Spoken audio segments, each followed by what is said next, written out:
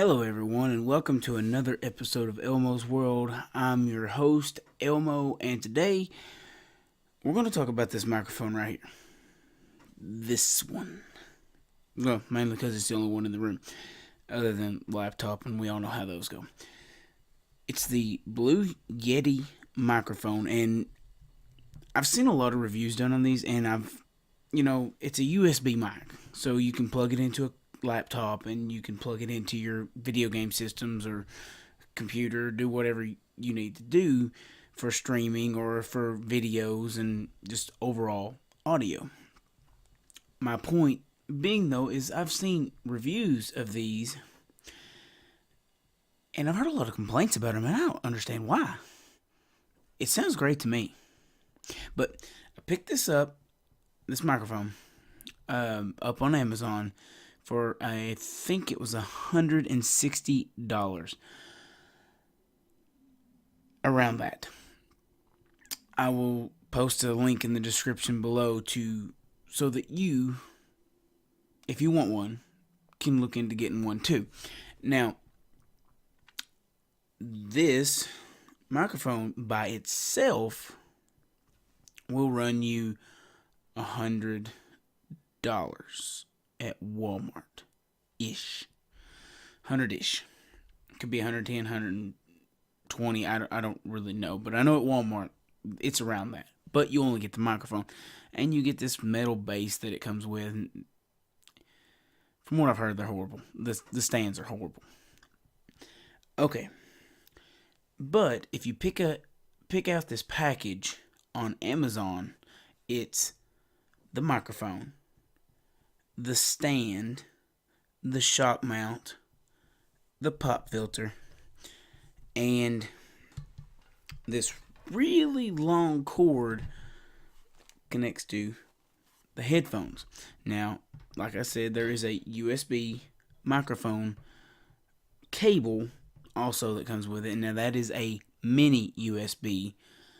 I like that because how many devices do we still have that use a mini USB? Not hardly any. So that keeps away the confusion of all my other charging devices and cables. Keeps it separate, But just to get into this, let's see here. Let's start off with this stand. The stand is a normal, flexible, multi-directional stand that clips to a table, or it vices to a table. You tighten it up. It's pretty secure. Sorry if you heard that. I don't know how loud that is, but it's got these springs that kind of help it hold its form. Of course, you got the knobs you can tighten, and it'll hold it in place. And overall, it's a pretty good stand. Then it's got this little part where you connect the shock mount to. And the shock mount, if y'all don't know what that is, what that it does is these right here are rubber bands. And, well, actually, I think it's one humongous rubber band. And the microphone mounts to a base that's connected to these rubber bands, which is connected to the outside edge. Now, what that does is if I had this on a regular base and I did this, you heard it, but it didn't sound like a loud knock. You can still pick it up, and of course there are better ones out there than this, I'm sure, but this came in the cheaper package. But it does reduce down a lot of vibrations and like table moves. Like, you hear it, but it's not like a loud thud. You hear the sounds, but not the vibrations. So then, of course, you obviously get the microphone. Now, these headphones plug straight into the mic. Now, what they do is they allow you to hear yourself while you're recording so that you can understand what you're saying, what it sounds like the exact moment that you say it, So if you know you're stuttering, or if you know you're mixing words up like I just did, I don't know why I said if you know. I heard that. Because you need to hear the quality of the audio that's coming out so you know that you're speaking clearly enough. And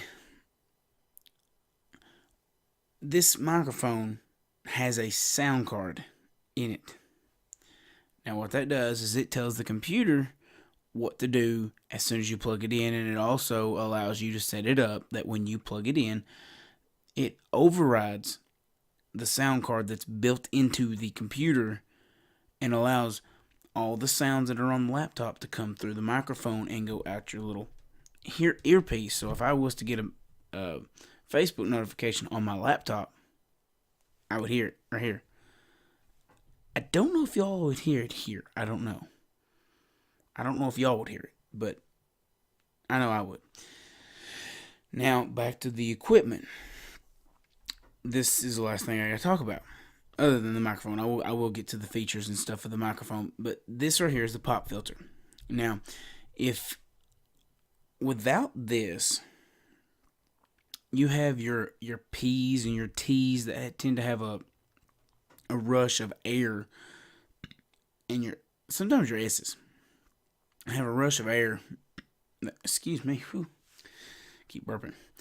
A rush of air that comes out with them. And if you hear the screeching in the background, that's some kitties that were just born a few weeks ago, and I don't know where their mama went. She's around here somewhere. She didn't abandon them. She's around here. I just don't know where she's at. But this rush of air sounds horrible on a microphone. Well, here, just let me demonstrate it. Like, okay, this is with the pop filter. Like, if I was going to say a puh, or I'll just blow it. You know, you hear it, you know, and I could probably pull it away a little bit farther, and it would sound even better. You hear the sound, okay? Now watch. Ooh, rough, right? Rough sound. So, that being said, this deflects the air so that the sound waves are just picked up, not the air, but just the sound waves. So, and plus it can also help reduce the amount of moisture coming out of your mouth, because everybody spits to an extent when they talk. It's just how much and how fast and how far it goes out. Okay, now this microphone, I don't know if y'all can see it, but on the back there are two knobs, and I would show you, but I can't really reach my camera right now. But there are two knobs, one of which is a setting. It's got 4 different modes. 4. Each one of them I'll get into in a second, but the bottom knob is a gain knob. Now, when you turn the gain up, it makes the microphone more sensitive. If I turned it all the way up, I could probably hear a raindrop outside. And it's been raining, so we may hear some in a minute, and I've got it turned down pretty low. It picks up a lot. I've been around microphones I've had to pretty much put my mouth on top of just to be able to pick up anything. But no, this one, I can sit right back here and I can hear myself here, like myself, but I can see on my computer screen it's picking me up just a little bit, but I don't have it turned up very, very high. So I'm sure I could turn it up. Well, hey, why don't I just do that? This one right here. Let's see how high it goes.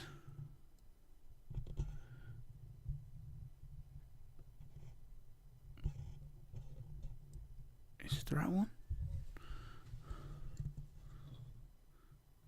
Oh, no. That was the wrong one. I forgot. I flipped it upside down for this video.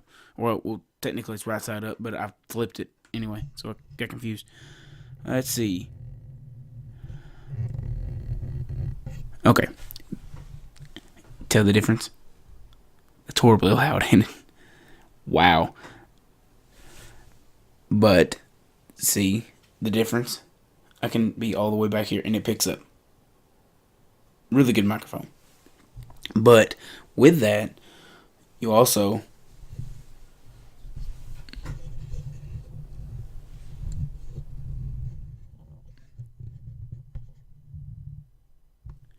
is that about right?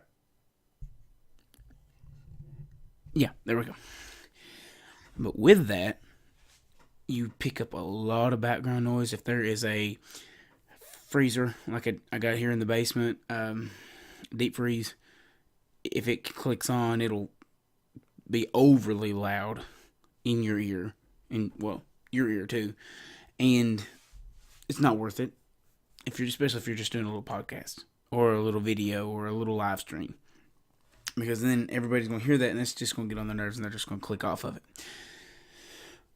On the front, of course, I'll keep in mind. I'll get back to the directionals or the modes here in a minute. But on the front, we got a mute button, and it works pretty good. Listen, I'm talking to you right now, but I'm going to hit the mute. When I click it back on, it just comes right back on. Now, when you do have it in mute, it will blink on and off. That way you know it's in mute or not. And you can see it through the pop filter, which is a good thing. Now, below that, we have a volume knob, and I forgot I can swivel this around, and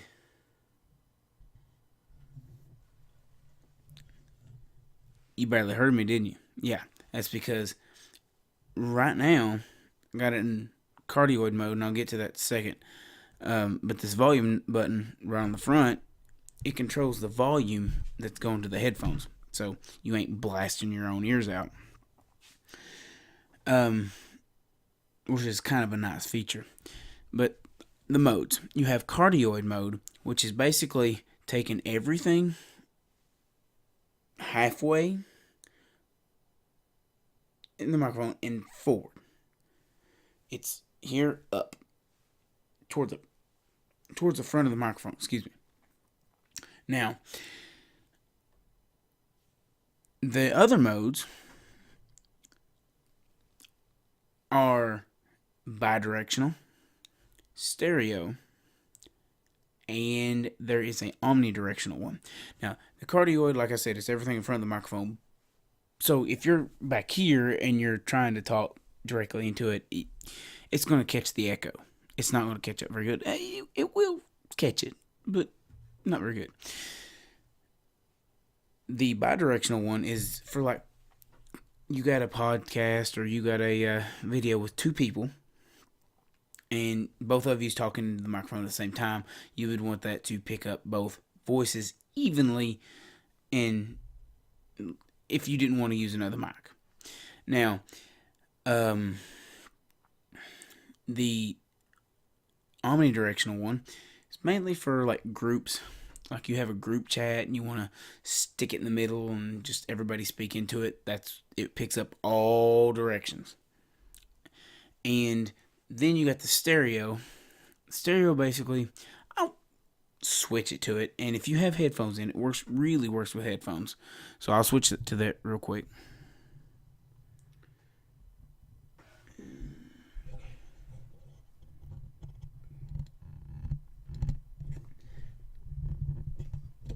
If I can get it to switch. The knob's kind of hard to switch, which is a good thing. Okay, in stereo, if I'm talking directly at the mic, you're going to hear me on both ears, okay? But in the event that I was to go to this side, you're going to hear me in the right ear. Or somebody to the other side will hear me in the other ear more.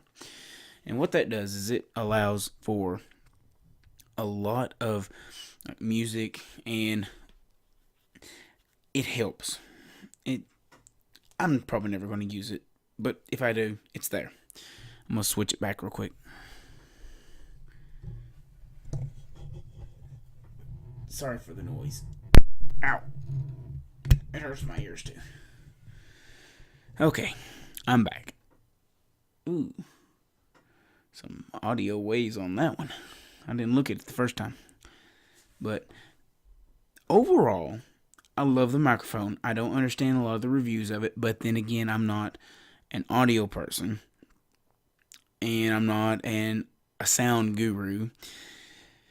But coming from my perspective as a new person into this is a great microphone to start with a price that's not like you're breaking your bank. Because I've seen microphones that have $6,000 price points.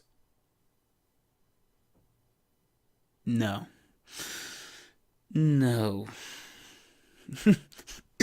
Excuse me. Whew. No. There's no sense in paying $6,000 for a microphone. They have a Blue Yeti Pro, which has the XLR port in the bottom, so that you can take it to a audio board or whatever. I can't remember what they're called. It changes the sound from analog signal to a digital signal, but it does it in a lot better rate than a USB cord would. Better quality. But if you're just doing live streams or YouTube, this is the way to go, man. I've seen people use these way up in their channels, and then they switch over. But I'll probably be using this for a while. I'll post a link in the description down below so that you can check this out in case you're looking into it too. And I want to thank you all for watching. I probably bored you to death, but oh well. I'm sorry about that. Comment any questions that I might have missed. And I know y'all see me scratching. I think I got into some poison ivy. And I thought I wasn't allergic anymore, but it's starting to haunt me again. But like I said, comment your questions. I might have missed something when talking about this. And like the video, share it to somebody that you might know that would be looking into this, and subscribe. There'll be more videos Monday, Wednesday, and Friday every week. I'm going to work to strive to do that. If not, I will upload a small video from my phone just saying something, saying sorry I can't post one or something like that, which won't be hard. Like I said, thank y'all for watching. Slide this out of the way. Peace, and